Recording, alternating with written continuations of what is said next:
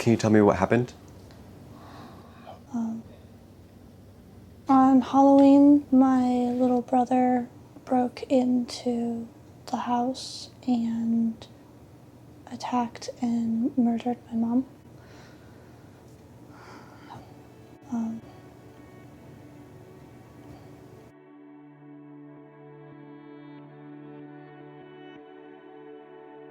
A Benton Harbor man was arraigned today on charges of open murder and first-degree home invasion. The victim in the case is his mother. 23-year-old Aiden White is being held on $2 million cash bond. It is November 2, 2024. I turned 21 today. I should probably be slizzard right now with my friends, but instead I spent my day doing a jigsaw puzzle. I'm looking at my email and I got this one at 1:57 a.m. this morning from somebody named Allyson. I don't really know what this means, but this is just the craziest email I've ever gotten. I don't even really know why I'm recording.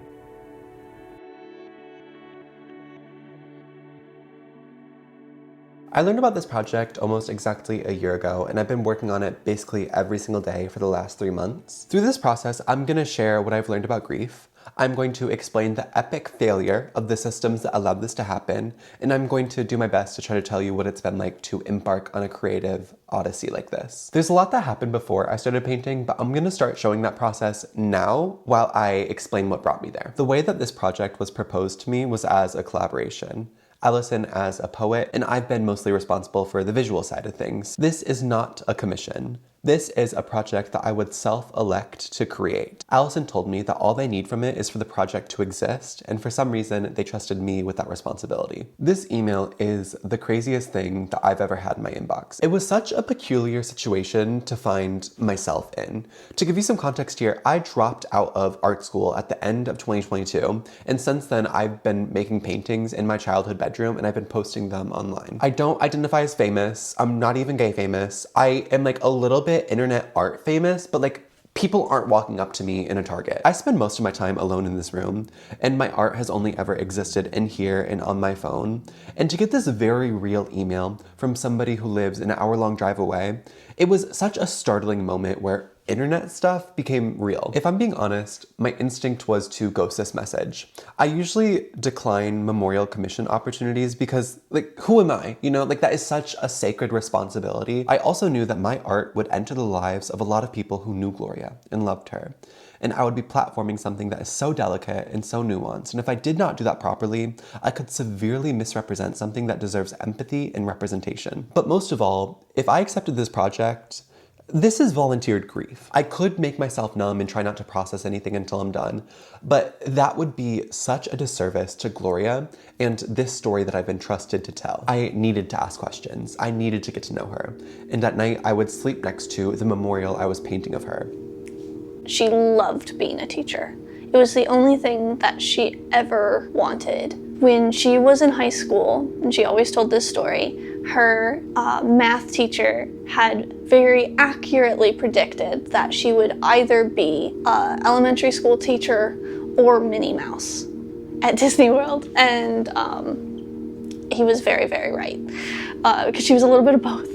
She was a little obsessed with garage sales. She would stop at like any garage sale that she saw, mostly looking for craft stuff for school. And she loved glass. Everything to do with glasswork was her absolute most favorite thing. Tier 1 is right now in its natural habitat, scooping Hi, ice. honey. Would you like some ice cream? Now this mother is making some ice cream for her dealings. Not dealings, but you know what I mean, little kids, yeah. After the worst days of my life, I have also found myself unable to sleep, so by the middle of the night, I finally flop over and write some shitty poetry in my notes app or sketch a composition for a painting idea I had. And then after I'd finally purged all that creative energy, I can finally try to get at least a little bit of sleep. I've clearly never experienced anything as intense as what Allyson was going through. I think that very few people have ever experienced such visceral loss. But what I'm trying to say is that in the wake of tragedy, I also feel the instinct to create.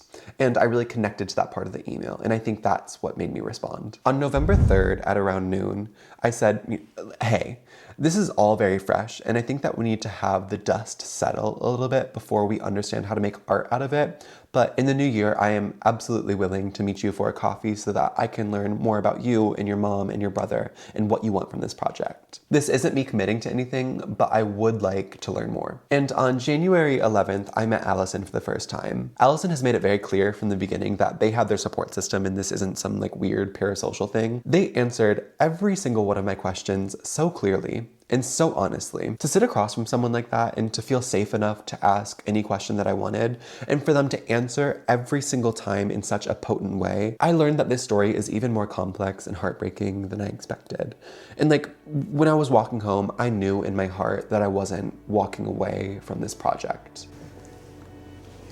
It would just be the two of us going to church every weekend, and after church we would go out to eat and like talk about the sermon. It wasn't the kind of thing where like you had to think a certain thing. She was the kind of person that I could think whatever I wanted to think. When I was little and like would go to like summer camp or something, she would put little, she would hide notes in like my clothes and my water bottles, and like anywhere you could think to hide a note, there would be something hidden. And so like I would find one or two every day. And like when we stayed here in the morning before I woke up but she went to work, she would slide little notes under the door just saying like, I'm so happy that you're here. I love having you here. Can't wait to see you later, that kind of thing. Me and Allyson were messaging for a couple more months, and it came time for me to start searching for reference material. On March 27th of this year, Allyson invited me to this little cabin that they were staying at, and they had these 2 huge stacks of scrapbooks waiting for me. I was expecting to walk in on a couple flip books of old family photos, but no, these were dozens of thoroughly curated and decorated scrapbooks that Gloria had put together almost 20 years ago. I was holding Gloria's craftsmanship in my hands. It was the first time that I felt really close with her. She wanted to show them their childhood in a way that she hoped that they would remember. So she spent hours and hours working on these books to one day pass down to them, and to think that she's no longer here to be able to pass them down, and Aiden's no longer in a situation where he can really accept them. It was just so heartbreaking to observe this family through that lens. Afterwards, I was invited to visit Gloria's home. This is the first time that I was confronted with 2 paths. I could live in my own little world where nothing really matters and I could just be the uninvested journalist, or I could do my job and face my fears and try to actually process this grief so that I could go on and paint it the way that it needs to be painted. I wasn't sure if I could stomach the idea of standing in the place where she bled to death, but I left my body for a second and I knew what decision I had to make. My name is Elias Beaker. I am Allyson's roommate and Gloria's adopted daughter. I just kind of came into this whole mess a little bit before, and she just kind of took me in, no questions asked. I just showed up at the door and she's like, oh yeah, that's fine. Do you want food? But yeah, so there was blood splatter everywhere here.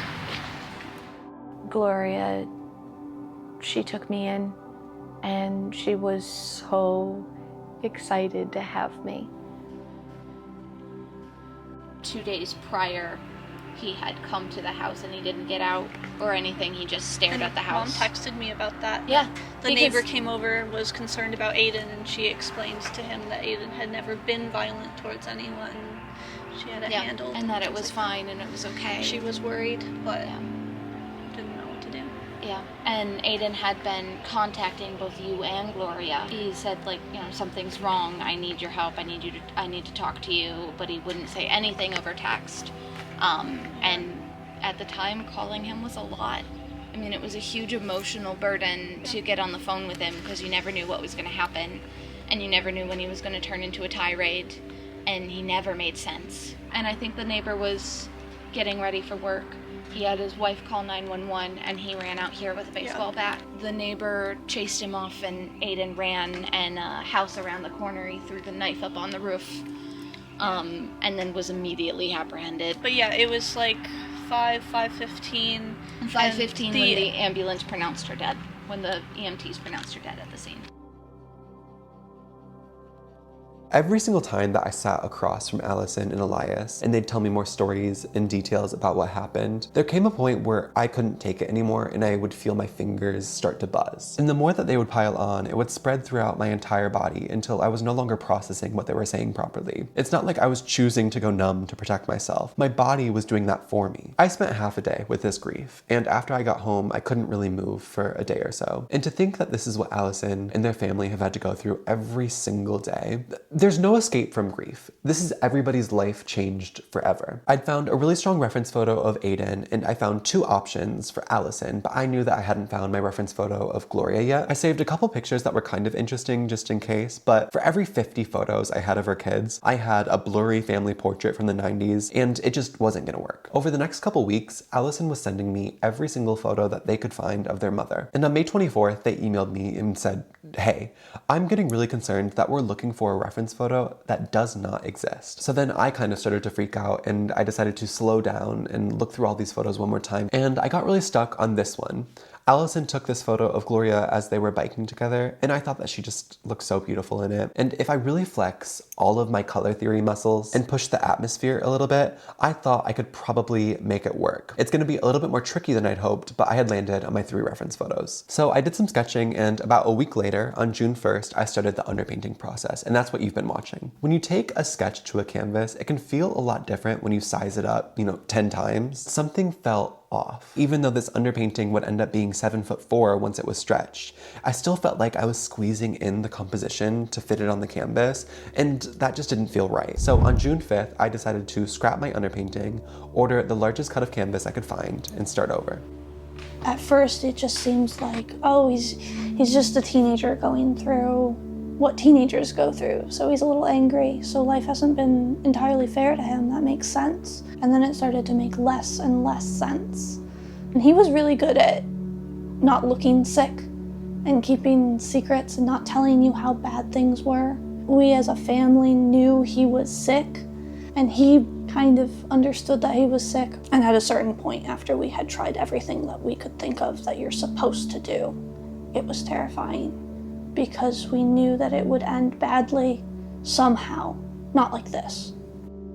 When we first started talking about this project, I kind of had it in the back of my mind that I wanted to take this painting to Art Prize this year. If you don't know, every September, about 1,000 pieces of art start popping up throughout the city of Grand Rapids. Basically, every business that you could walk into, a thrift store, a hotel, a restaurant, it's probably an Art Prize venue. And over the course of 3 weeks, the public votes for their favorite piece, and the winner walks away with $125,000. My first time competing was in 2023 with my painting Under a God I Don't Believe In. The next year, I entered my painting 1 through 100, and this year I thought that Art Prize would be the perfect platform for this story. But here's the problem, is I'm going to be cutting the deadline tight. I'm gonna be working in oil paint, so I wanna put my brush down at least 2 weeks before I transport everything so that everything can be at least semi-cured in time for display. And I know that 12 weeks sounds like it's definitely enough time to make a painting, and to that, I'm gonna point you towards my entry from last year because that painting took me 20 weeks to make. So I've given myself about half as much time to create a painting that's actually larger. Perhaps it wasn't my best decision to start over and make the painting bigger, but I think that having that practice round helped me be a lot more prepared for when I started the second underpainting. At this point, I started to run into my first major problem of this painting. Over the last couple weeks, I'd found myself becoming quite fascinated with Aiden. In order for me to make this painting, I needed to understand how he thinks, and why he did what he did, and what I think about him. And the best way for me to process all of that was getting lost in his portrait. So for the first couple weeks, he is the only portrait that I really worked on, and I left both Gloria and Allyson unresolved. His reference photo was really strong. I knew exactly what direction I was going to take it, and I still felt pretty lost on Gloria, so I saved her for later. At this point, Gloria and Allyson were just blocks of color that were floating around my painting of Aiden, so I was working to adjust those blocks of color to elevate my painting of him. I think that there was also a part of me that was too overwhelmed to paint Gloria. In a memorial project, I obviously feel a lot of pressure to do my absolute best work on her, and that was really stressful. When I'm anxious about something, I tend to avoid it. I think that this is a flaw. I wish I was a little bit more confrontational with my fear, but this is just how I've always coped. The problem that I was running into was that in my memorial of Gloria, I was painting Aiden as the highlight. And that was a really shitty feeling when I realized that, her life was taken by her son. And now in the painting that I'm supposed to be making of her life, I'm also painting her into the background. The main intended symbolism that I was trying to incorporate into this painting was this kind of energy that was bursting out of Aiden's portrait. This is my interpretation of his mental health made visual. And in order to do this, I was going to create a radial composition around Aiden. This is something that I do in a lot of my art, and basically what it's doing is it forces your eyes to get sucked into the center of those lines. So the main intended meaning that I was building this entire painting on top of was, in fact, distorting the subject of my memorial. By June 17th, it was time for me to start stretching the canvas, and by this point I had kind of realized the corner that I had painted myself into. I think I'd done a really good job on Aiden, so I didn't want to paint out that radial effect. As I said, it's really important to the meaning of this painting, and I think it just looks really good, but I needed to ignore him for a while to confront my painting of Gloria. There came a point soon where I had to tape off the bottom of this painting so that I had nothing to distract me from what I needed to do. Over the next couple weeks, it was my job to paint Gloria into a place where she is the star of the painting. And once I had that established, I could go back and finish the rest of the painting in that context. I would take weekends off from undergrad and college to drive him to hospitals and try to have him checked in.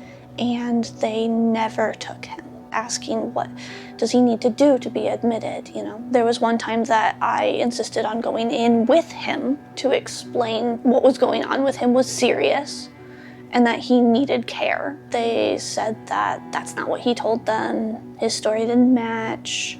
They asked him if he had a gun because he told them he was suicidal. And he said, no, but I can get one. And their response was, come back when you're serious then. We kind of took a break from trying after that.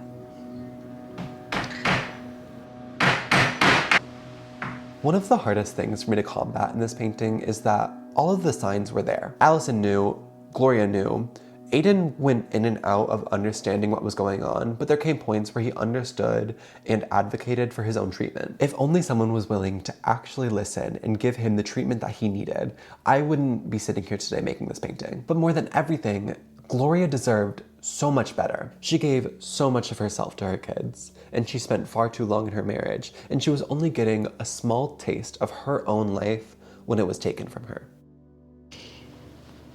Why did Aiden do it? He had a combination of delusions and hallucinations. That there was someone pursuing him, and he came to the house trying to get away from that. He got to the house. He saw my body cut in half. He saw me decapitated. And because my mom was the only one home at the time, his brain said that she must have done it. And he thought he was either avenging or protecting me. He was very, very violent in the process. I've gone on YouTube and looked up top 10 ways or top 10 things to do when you're bored, and it didn't come up with much. Leave a comment on at least one thing to do when you're bored that really works instead of punch somebody in the face, because I'm not mean like that. I don't punch people unless they're trying to hurt me. Oh yeah, I'll do it if somebody's trying to hurt me. Okay, goodbye. And if you left a comment, thank you so much. When I first got that email last November, I did not know his motive. I expected that he had some sort of deep-rooted malice towards his mother, expounded by mental illness, and that's why he did it. I felt semi-prepared to create art and commentary about that relationship. When I learned that his motive was not about malice, but it was a delusion that his untreated schizophrenia had spiraled into, I immediately felt so unprepared to create a critical analysis of this. This is not just the tragic story of a dead mom and her evil son. And now, I'm not only painting someone's memorial, I also need to figure out a way to comment about mental illness in a way where the nuance is clear. What is the option for a person after having done what he did to believe that he did it based on something that wasn't true? But what's the alternative? Actually reckoning with what he did? Oh, I think he still thinks I'm dead. Having schizophrenia does not make you inherently violent. About 10% of people with schizophrenia have committed a violent offense. This is compared to about 3% of people who are living without the condition. And that's for people who have only been officially diagnosed. And they were never willing to label him as schizophrenic until after he had murdered someone. A Swedish study of 82,000 patients found that when medicated, the risk of violent crime dropped by 45%. And when you account for drug and alcohol use, the risk of violent crime is about the same as the general population. Actually, people with schizophrenia are much more likely to be victims rather than perpetrators. It's weird to think about the loss of my brother because I had already mentally lost him. I was prepared for him to die. I thought he was going to commit suicide. I expected that call, but I wasn't ready for this. So in this painting, I've been very deliberate to not paint Aiden as a gross cliche, like he's some sort of looming shadow in the painting. It does feel kind of uncomfortable to look at him in this painting, especially knowing what he ended up doing, but I don't think that he looks evil or beyond saving. The majority of the reference photos I had available to me were of him as a child, but I actually think it's so important that I painted him like that because I think that it highlights that he is just a sick little boy who was scared and who needed help and who didn't get it until it was too late. In the very first email that Allyson sent me, right at the top, Allyson was reflecting on their baby brother, how he hated getting dirty and how he would let Allyson do his makeup. that is how Allyson remembered their baby brother 2 days after he did something that was unforgivable. What do you want, teenager? Hunting. Bad doggy. Boop, boop. Tonight, a Van Buren County homicide case is now closed after a court finds a man not guilty by reason of insanity. After further evaluation, he was found legally insane at the time of the murder. He is sick, and he should have been helped long before he got this sick. And in that way, he's a victim, and it's not fair. He also made a decision to do what he did based on something that he believed to be true. And even if even what he believed to be true was true, that's still horrific. The legal gray area doesn't exist. I can't imagine feeling safe if he was ever released. The thing I could be most at peace with is that he be safe and cared for and sympathized with, and in a box. There must be a couple layers of acrylic on the canvas already, with layers of sanding in between, so the surface is pretty smooth and developed, so it's time for me to finally transition into the oil part of my process. The first thing that I wanted to do was work on Gloria's portrait. I feel like that would be setting a good tone for how the painting would go. So I mixed up all of my paint and I spread it in an arc over her head. Including my palette as a part of the painting is something that I've done quite a bit recently. In my work, I care a lot more about the creative process rather than the final product, because in my opinion, if you enjoy how you create, then you're probably going to enjoy what you create. If you resent your creative process, yeah, it might get the job done, but you're going to learn how to resent painting. So mixing my colors right on the canvas feels really intuitive and honest to me. I feel absolutely no obligation to hide the traces of my creative process because there's no reason why it should be hidden, and I think that Gloria would agree. It's really important to me to share my creative process as honestly as possible, and I want to bring this energy into my paintings. I'm messy and always covered in paint, and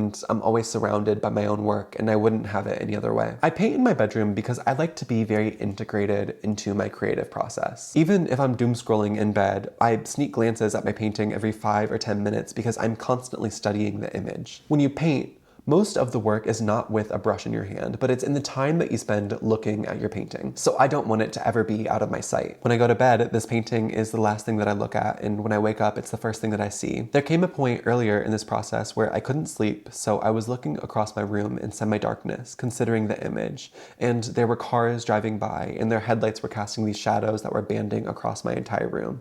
And looking at this painting in this new context, I woke up the next morning and I tried to rework the color relationship fingertips to kind of emulate the light that I saw that night. That was when I deepened up the top corners and brightened up this Y in the center and added this pluming smoke-like form to Gloria's right. This is just how I work. I wouldn't want my creative process to be any different. But when I was struggling, it made me kind of start to resent this painting. At this point, I started to feel a lot of shame about how I was painting Gloria. It was one of those portraits where I just kept dancing around the likeness, and the colors weren't working out how I needed them to, and I was beginning to worry if I was going to be able to paint this portrait the way that I thought it needed to be painted. And I couldn't escape that feeling. She was quite literally going to look at me until I made her right. Creating is one of the most important things in my life. It's my favorite thing to do, and I think it's what I'm best at. And my projects absolutely take over my entire life.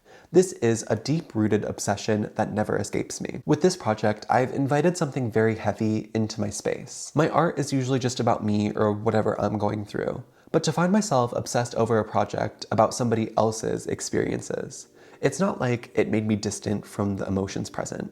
It was the same exact feeling. And the more I kept going, the more visceral the grief became. How did you learn about what happened? I was staying the night at a friend's house, and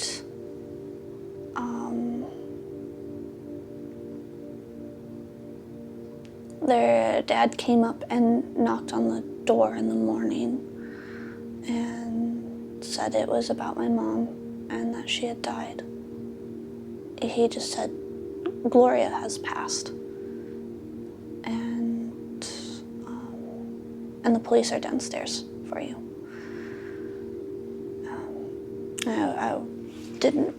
I wasn't sure then. I thought maybe a car crash or something. It was early in the morning, but maybe on her way to work or something like that. And the officers were there as I came down the stairwell and, asked my name. Are you Allyson? Yes. Do you have a brother? And, I knew. Okay. It is July 28th at about 5 p.m. I haven't painted yet today. I can't really talk about how I'm feeling right now to anyone because they're like, oh my gosh, you're struggling with this painting? Let me help you. You need to fix this and this and this, and her arm looks weird. And in a perfect world, I would be receptive to that feedback, but right now, I just feel insecure and insulted. So I just need to fight through this on my own. The likeness is technically pretty close on Gloria, but I don't feel like I've really found her spark yet. Like I spent 3 or 4 hours on her yesterday and I feel like I can't even see any of my progress, and like the canvas is looking a little bit overworked, and it's, oh my God. I made a revelation during my last painting process where I was like, the part of the painting process that I resonate most with is discovery. And if it were up to me, if this was a self-portrait, I'd just move on and do something that's like really experimental and fun and just flip this painting process on its head. But since I'm literally tasked with someone's memorial, like I can't just ignore that she's not here yet. I have 5 more weeks to work on this until Art Prize, and I just cannot let myself burn out before then. That would suck. Up until this point, I'd been posting about this painting on TikTok and Instagram Reels and YouTube Shorts and stuff, and it was really cool to be able to share this project with so many people. I've been lucky enough where this project has kind of escaped my following. I'm creating this piece in part to bring visibility to a story that I believe deserves it, and people have been willing to listen, which has been so special. But at a certain point, receiving such a surplus of feedback and opinions about your art and about your creativity and about your passion, it can be kind of dizzying when you need to be in a crystal clear headspace. And this is especially important in this piece. When I read critiques about it, it's not like my other pieces where it's like, oh yeah, I could have done a little bit of a better job at the craft of painting. For this piece, critiques feel like I am failing at the handling of somebody else's story. And that is horrifying. The feedback has been overwhelmingly positive.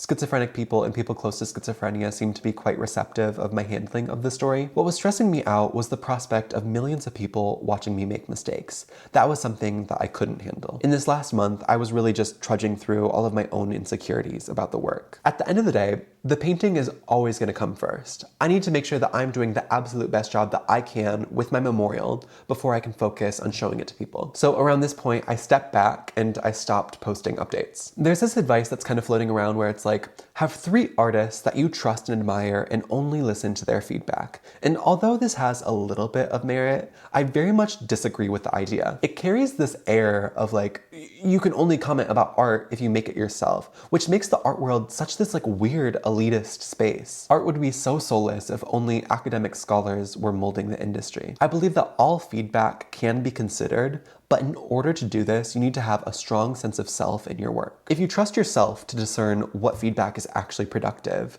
baseless critique won't really rattle your confidence. You can just pick out the most useful nuggets and grow from there. That being said, for this project, I did have to step back because the only opinions that I could let myself care about for this project were mine and Allyson's.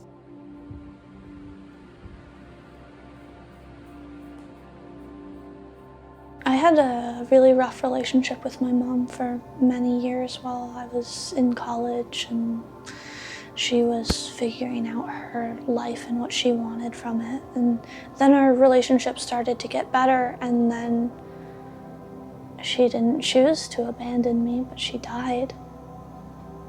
How do you keep going? Mostly because I have no choice. I don't know. I shouldn't have to so much. But I have to. There's no one else to keep going. I'm just the one that's left behind.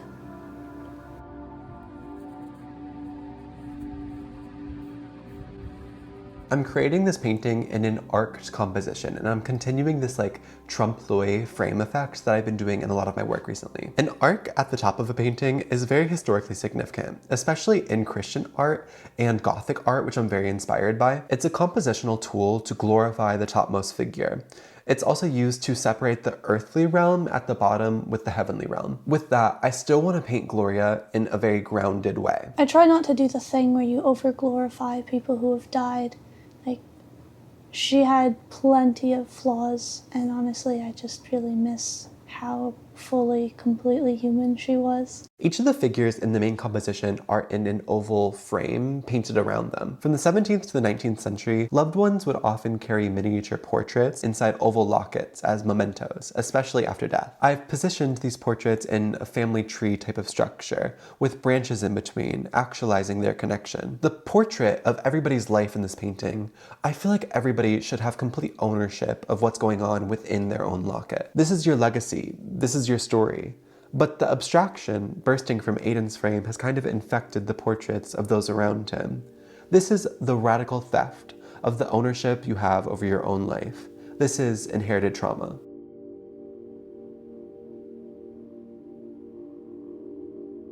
But I mean, like I went to grief group, and I got kicked out for being too traumatized because my experience was too much, too unlike normal grief. There's not like a place for me to go to share my grief and my fears and my continued existence.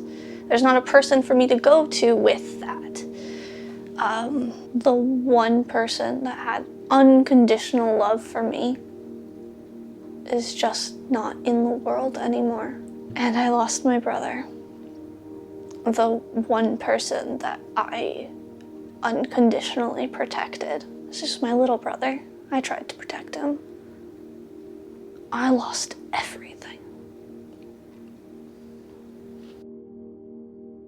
So far, a lot of the meaning in this painting is through metaphor and abstraction, but from the very beginning, me and Allyson knew that we wanted to include more specific moments of imagery and storytelling. And when I was looking through my references, I saw that artists would sometimes open up the top left and right of an arc to create this sort of like additional vignette, which felt like the perfect spot to paint in 2 more stories that we really wanted to tell. Allyson had a memory with their brother, and I wanted to paint the image of that into one of the corners. So a couple weeks ago, I drove back down to Gloria's house to take reference photos with Allyson and Elias. Allyson would be themselves in the reference, and I would sit in for Aiden.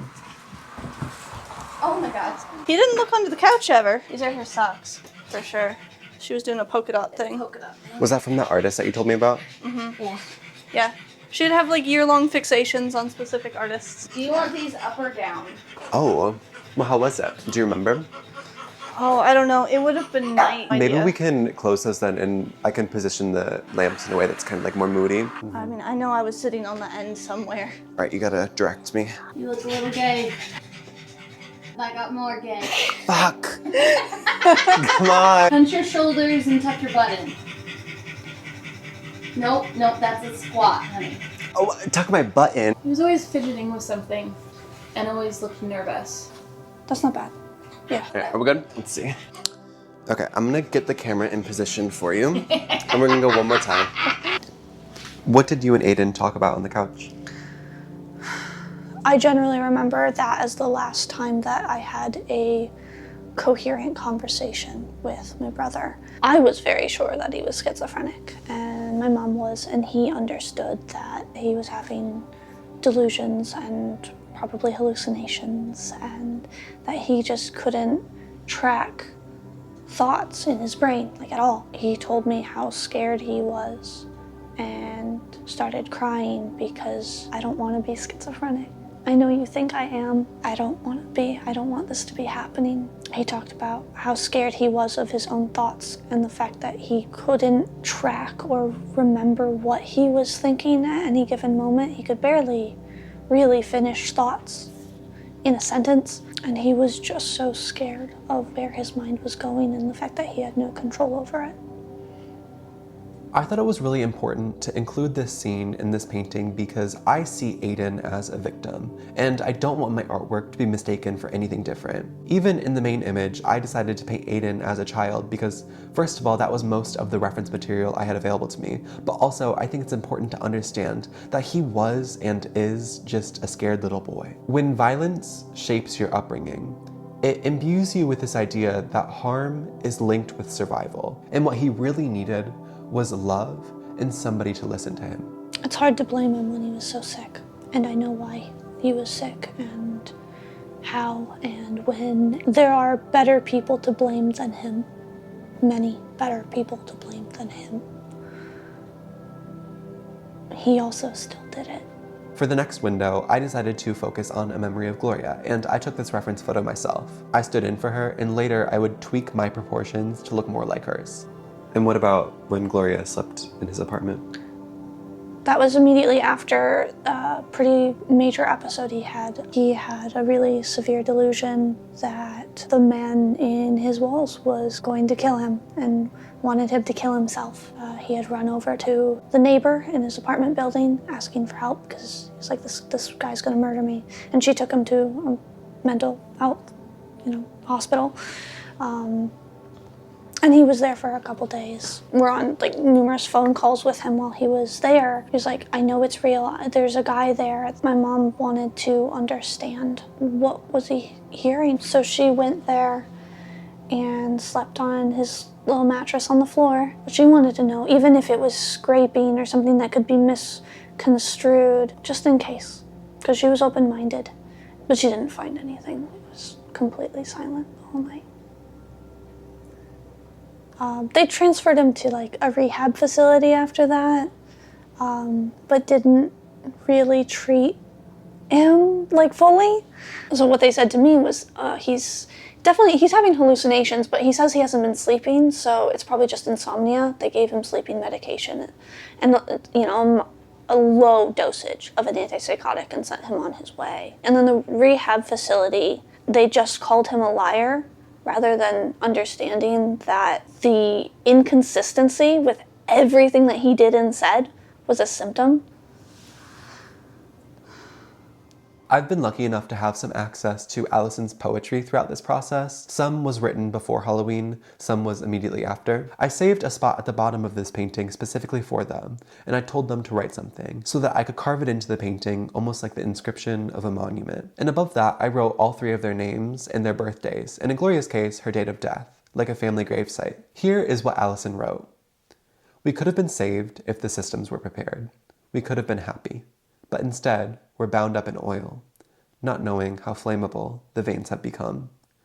As one match ripples into light, everything is lost, and now the echoing marks of little fires must suffice.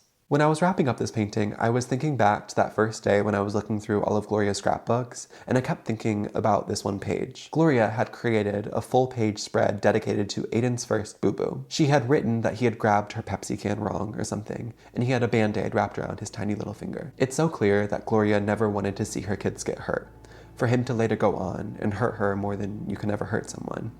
I decided to paint this Band-Aid around his finger.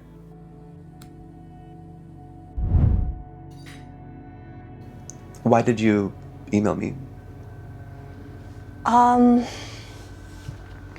So one of the last conversations that I had with my mom was actually about you. She was looking for artists that were relatively local to help inspire her students that, like, it doesn't matter where you come from, you can be a great artist, you know. Yeah, and so I was like, well, I know someone, I know of someone. So I had told her about you, and she's like, oh my gosh, that's so exciting. Like, and in that classic, like, it's a very Gen X thing to do of, well, maybe you could email them and they could come and talk to my class or something, that kind of thing. And I was like, I don't know if that's how that works, but so when she died, I thought of that, and I thought of the kind of work, your kind of art. It seemed right, and something had to be created, something beautiful and better than what happened, and telling the story, because otherwise no one would know. Like, the world would just go on, and it has, and it does, but there has to be something has to exist that recognizes it. And so, you know, I emailed you and poured my heart out and all that. And thank God I did, because this is like the only thing that has worked out that brings any kind of comfort, that recognizes how awful it's been. Hey, this is me, Aiden, and I just wanted to show you this awesome storm that's been going on. I'm going to see if my sister has anything to say about it. Allie? Teenager, we both went out into the storm tonight. That's why I'm a bit wet. And we saw lots of lightning, and the sun was pretty close. I'm going to show you. Just hold on. See? There's some. You just missed some lightning. Aw. Whoa, check that out.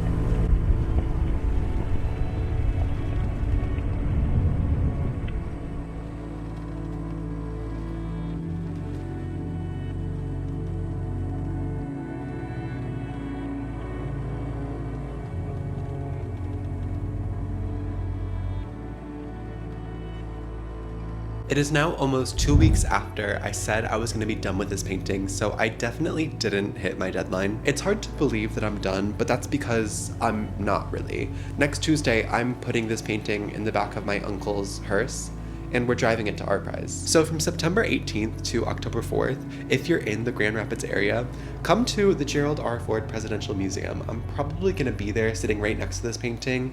I'll keep you updated on Instagram with my hours. If you'd like to support me, I have prints linked down below, and I'm still in production of prints of my last painting, Bedroom Queen, so keep an eye out for that. And I just signed a contract with WeLearn, so early next year, I'm going to officially be releasing an online painting course. I am inevitably trying to sell this painting one day. Me and Allyson would love to see this painting displayed somewhere that it can be seen. I'm not really connected at all within the art world, so if you have any sort of connection to help this painting find a permanent home, please email me, talesjekyll@gmail.com. Do you want to talk about how legal stuff has been afterwards, like probate? I'm not sure what I'm actually able to talk about. My mom didn't have a will. Everything legal that has followed has been horrible to live through, and is kind of just, you know, kicking you while you're down, and I haven't gotten anything yet. If it's coming at all, if it's not all gone by the end of this, I don't know. I've linked their GoFundMe down below. Allyson, thank you so much for trusting me with your story. You have been incredible to work with, and I would do it again in every single lifetime.